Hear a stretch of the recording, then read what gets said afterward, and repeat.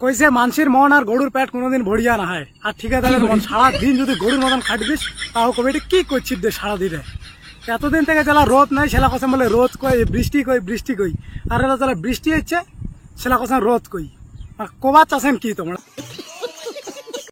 আর তোমার তারা মুই একটা স্পেশাল সার্ভিস দেশা দাঁড়াও, ওই উপরওয়ালার থেকে না একটা ডিস্ট্রিবিউটার নেম কি কথা এটা সাব ডিস্ট্রিবিউটার, ওইটা নিয়ে হয় না যার বাড়ির যেমন ওয়েদার নাকি এটা সাপ্লাই হবে। তোমরা একটা ফোন করবে না, এটা আমি ট্যাকটুক করে গুগল ম্যাপের সাহায্যে টিপি দিম, কারো বাড়ির ধান শুকাবে, পাটা শুকাবে, বাদাম শুকাবে, আমার বাড়ির 15-20 মিনিটের মানে রোদ নাগে, কত ভোল্টেজের রোদ নাগে ওইখানে আমি পৌঁছা দিম।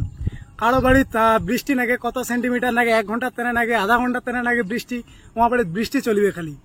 আর একটা স্পেশাল যেটা সুবিধা আছে ওইটা আছে যায় বাইক চালাবে আর রেইনকোট পিনিয়ে না গিয়ে নেবে, যদি বাইক চালাবে ওদি কোনো বৃষ্টি পড়িয়া না, এটার জন্য চুন খরচা হবে।